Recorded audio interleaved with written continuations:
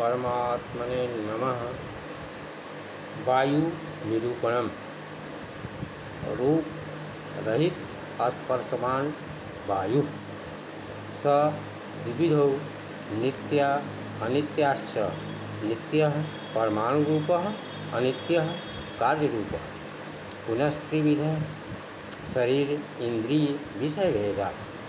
शरीरम वायुलोके इंद्रियम स्पर्श ग्राहकम त्वक् सर्वशरीर प्रति विषयो वृक्षादिकंपन हेतु शरीरान संचारी वायु प्राण स चैकी अप्सु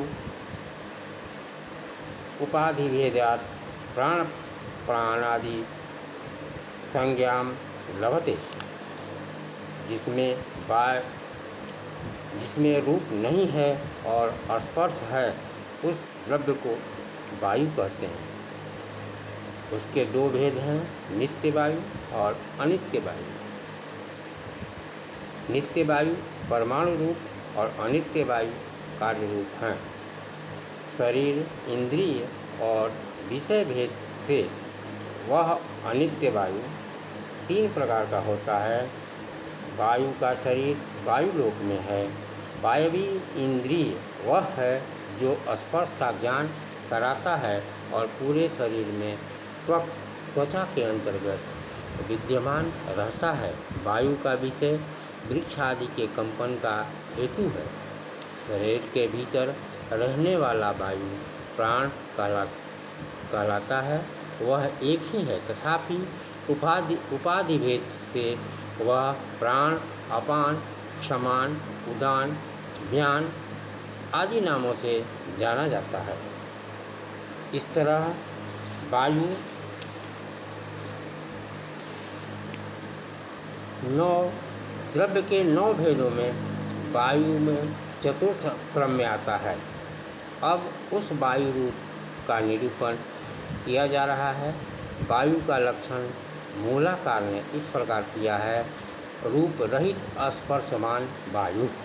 रूप से रहित होते हुए स्पर्श गुण वाला वायु है, अथवा जो रूप रहित किंतु स्पर्श गुण वाला है वही वायु है। और रूप से रहित होते हुए स्पर्श वाला होना वायु का लक्षण है। वायु शब्द संस्कृत में पुल्लिंग है। वायु वायु वायवः वायवः रूप बनता है। उसके विशेष स्पर्शवत शब्द के पुल्लिंग में स्पर्शमान, स्पर्शवंतो, स्पर्शवन्तः ऐसा रूप बनते हैं। रूप रहित और स्पर्शमान ये 2 शब्द लक्षण भाग हैं और वायु यह लक्ष्य भाग है। अतः तेज का लक्षण हुआ रूप रहितत्वे सति स्पर्शवत्वम वायु लक्षणम। रूप से रहित होते हुए स्पर्शमान वायु का स्वरूप है। रूप में रहित होते हुए स्पर्श वाला होना ही वायु का अकारण धर्म है। असाधारण धर्मों लक्षण रूप शून्यत्व और स्पर्शवत्व ये दोनों वायु में हैं। केवल रूप रहितत्व से ही काम नहीं चलता और केवल स्पर्शत्व से भी काम नहीं चलता। यदि केवल रूप रहितत्वाद वायु रहित रूप रहितमान वायु ऐसा लक्षण करते तो यह लक्षण आकाश, काल, दिग्, आत्मा आदि में यह लक्षण घटित होने लगता। आकाश आदि में अधिव्याप्ति वारण के लिए स्पर्शमान पद देना आवश्यक है। स्पर्शमान पद के कारण यह लक्षण आकाश आदि में नहीं जाएगा, क्योंकि आकाश आदि स्पर्शमान नहीं है। यदि स्पर्शमान वायु इतना ही लक्षण रखें तो पृथ्वी, जल, तेज आदि में भी यह लक्षण चला जाएगा। इसमें अतिव्याप्ति रोकने के लिए रूप रहित पद देना आवश्यक है। पृथ्वी, जल और तेज रूप रहित नहीं है, अपितु रूपवान हैं। अब उस वायु के भेद बतलाते हैं कि स द्विविधः, वह रूप रहित और स्पर्श वाला वायु पृथ्वी जल और तेज की तरह दो प्रकार का है, अनित्य वायु और नित्य वायु और अनित्य वायु। नित्य वायु का स्वरूप बताते हैं कि परमाणु रूप। पृथ्वी जल तेज की तरह नित्य वायु भी परमाणु रूप है अथवा परमाणु रूप में विद्यमान रहने वाला वायु नित्य है। दो वायवीय परमाणुओं के मेल से द्विगुणक तीन द्विगुणक के मेल से त्रिगुणक बनता है और इसी तरह चार त्रिगुणकों के मिलने से चतुर्गुण इत्यादि क्रम से स्थूल रूप में अनुभूयमान वायु उत्पन्न होता है अथवा वायवीय भाग उत्पन्न होता है। वायु का भी सूक्ष्म जो भाग है वही परमाणु रूप वायु है और वह नित्य है। अनित्य वायु को कहते हैं कार्य रूप। हमारे व्यवहार में आने वाला समस्त वायु और वायवीय भाग ये सब अनित्य वायु हैं। अनित्य वायु ही हमारे प्रयोग में आता है अथवा हमारे कार्य में आने वाला वायु वायवीय भाग अनित्य ही है, अतएव इसे कार्य रूप कहा गया है। अब उस कार्य रूप अनित्य वायु के भेद बताते हैं कि ये त्रिविध पृथ्वी जल और तेज की तरह वह अनित्य वायु भी शरीर इंद्रिय और विषय के भेद से तीन प्रकार का होता है, शरीर रूप वायु, इंद्रिय रूप वायु और विषय रूप वायु। शरीर रूप वायु, इंद्रिय वायु और वैषयिक वायु। शरीर रूप अनित्य वायु की अनुभूति हमें नहीं होती। इस आकांक्षा को शांत करने के लिए मूलाकार बतला रहे हैं कि शरीरम वायुलोके, वायवीय शरीर वायुलोक में रहता है। वायु देव ही वायु के अधिष्ठात्री देव हैं, वायुलोक में विद्यमान रहते हैं। शरीर और शरीर रूप वायु ही हमारे त्वक इंद्रिय अनुभव नहीं कर पाते। अब इंद्रिय रूप वायु का लक्षण करते हैं कि स्पर्श ग्राहकम, उष्मशीत और अनुशीत के कार्य रूप में विद्यमान स्पर्श को ग्रहण करने वाला त्वक इंद्रिय ही इंद्रिय रूप वायु है।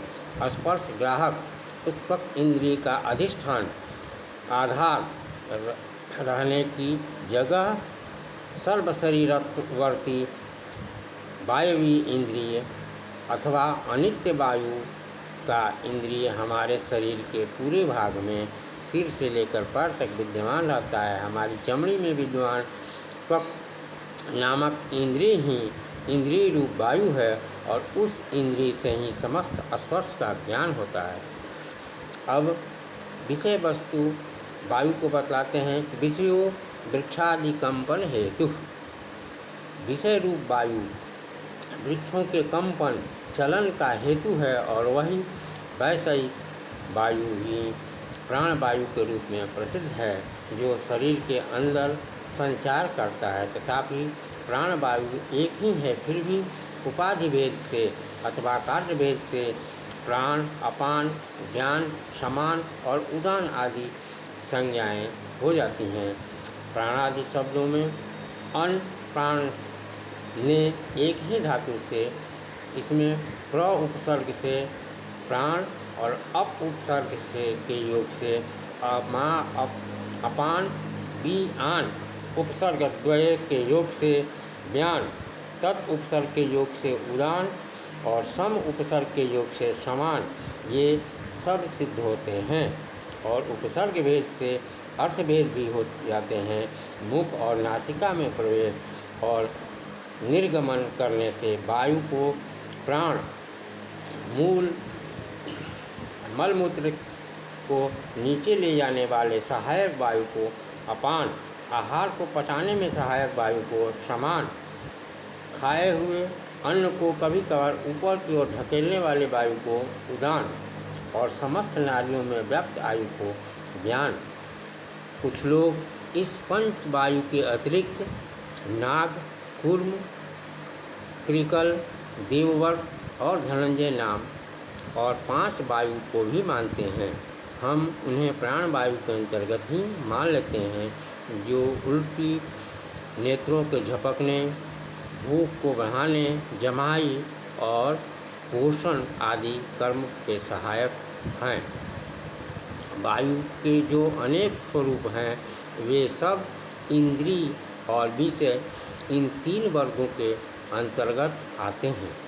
शरीर वर्ग में वायु लोक में विद्यमान वायु, इंद्रिय वर्ग में तक इंद्रिय और विषय वर्ग में वृक्षादि कंपन का हेतु धूल उड़ने का कारण प्राण, अपान आदि समस्त वायु का समावेश है।